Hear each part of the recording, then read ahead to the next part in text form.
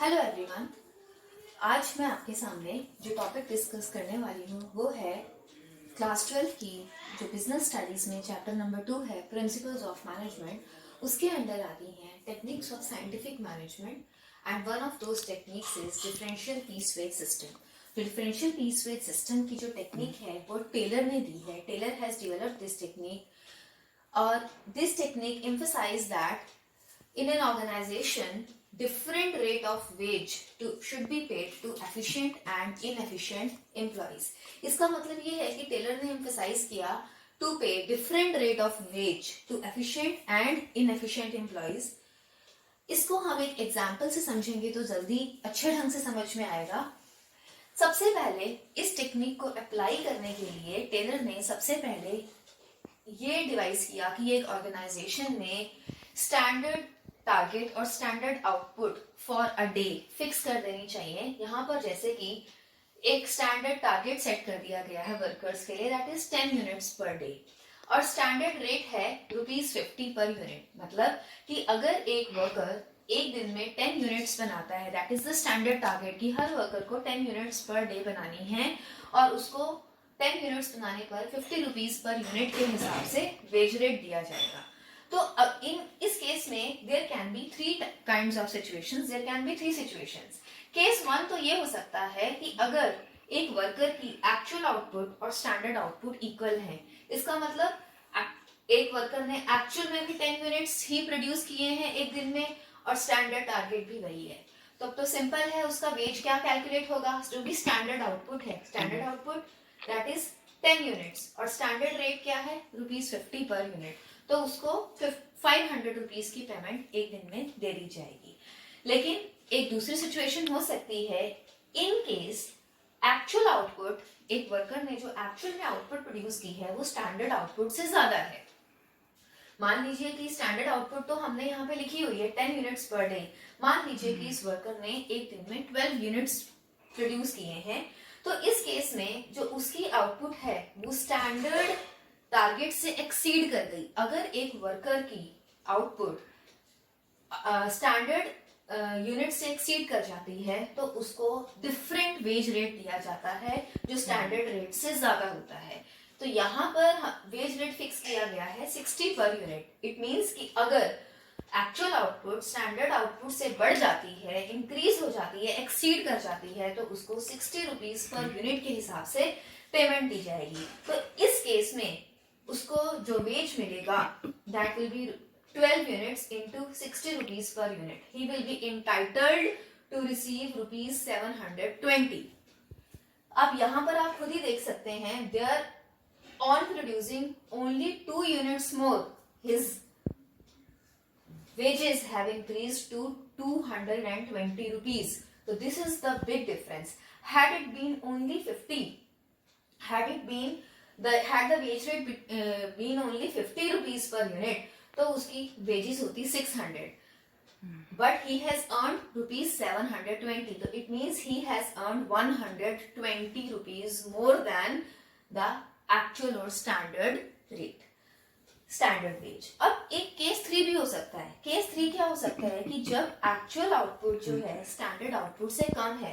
अब ये अप्लाई होता है in case of an inefficient worker.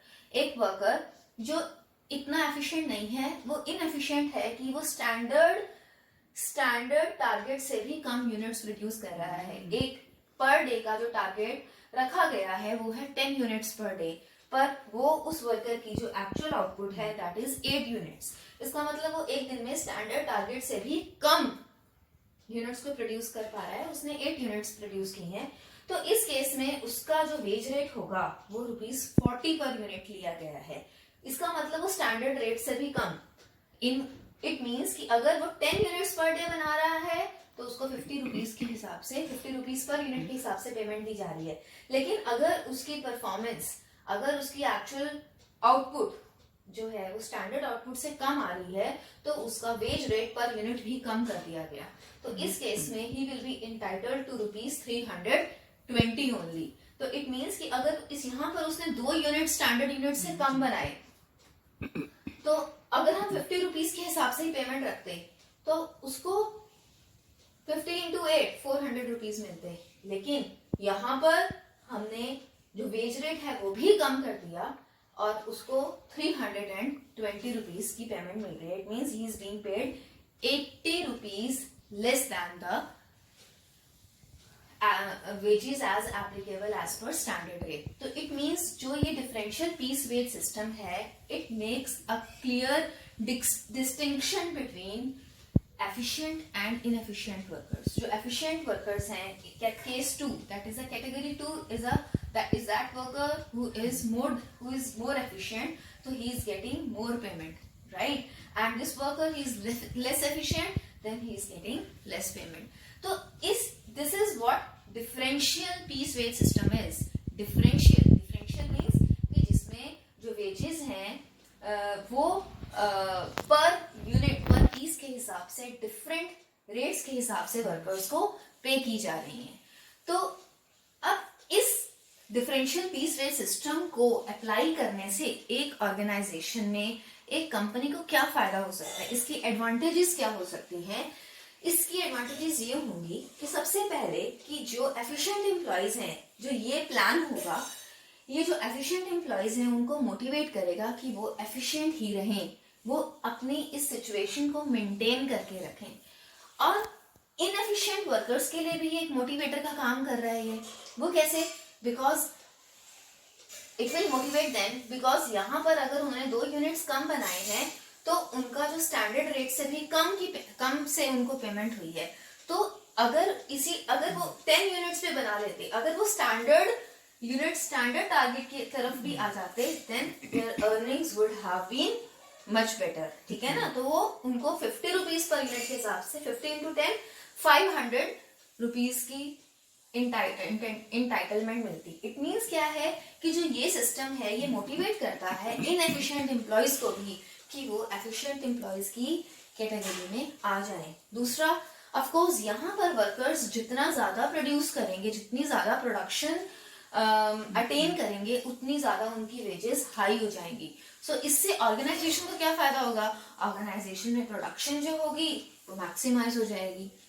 और इससे एक फायदा और है ऑर्गेनाइजेशन को कि उसको कंट्रोल्स इतने नहीं एम्प्लॉय करने पड़ेंगे. ये एक सेल्फ कंट्रोल मैकेनिज्म ही हो जाएगा. Every worker will strive to achieve towards maximising their own output, ताकि उनको ज्यादा से ज्यादा पेमेंट मिल सके. तो it will work as an automatic control system. इससे वर्कर्स सेल्फ मोटिवेटेड रहेंगे, सेल्फ कंट्रोल्ड में रहेंगे. ऑर्गेनाइजेशन में इसकी जो है प्रोडक्शन जो है वो मैक्सिमाइज हो जाएगी, मोटिवेटर का काम भी करेगी. और दूसरा कि इनएफिशिएंट वर्कर्स को सबसे पहले ये मोटिवेट करेगी कि वो एक स्टैंडर्ड प्रोडक्शन को अटेन कर पाए. अगर वो पहले तो उनका टारगेट होगा कि स्टैंडर्ड प्रोडक्शन को अटेन करना है, और उसके बाद वो धीरे धीरे they can come into this category also. So that is differential piece wage system. लेकिन इस सिस्टम की कुछ लिमिटेशंस भी हैं. लिमिटेशंस क्या हो सकती हैं? देखिए, अब यहाँ पर हर वर्कर प्रोडक्शन को मैक्सिमाइज करने की होड़ में है कि they have to maximise the production ताकि उनको फायदा हो सके. They will be entitled to higher wage rate. लेकिन इससे क्वालिटी स्टैंडर्ड्स को मेंटेन करना थोड़ा मुश्किल हो जाएगा, because every worker will strive to achieve more production, more output. उसमें जो क्वालिटी स्टैंडर्ड्स हैं वो इग्नोर हो सकते हैं. एक इसकी ये लिमिटेशन लगती है. दूसरी इसकी क्या लिमिटेशन लगती है? इसमें जो एम्प्लॉयज हैं वो ओवर टाइम कर सकते हैं. Means they will tend to ignore their health, because in order to produce more, in order to increase their output, they will ignore their health and it will create problems for them in future.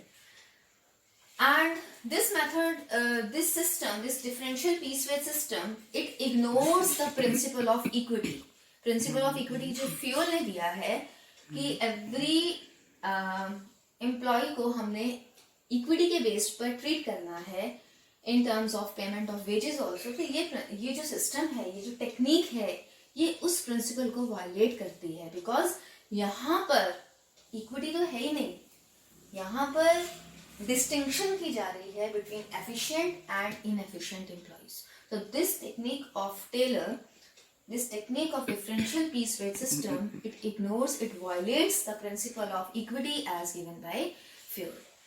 I hope ये आपको topic easy है और समझ में भी आ गया होगा. Thank you and have a nice day.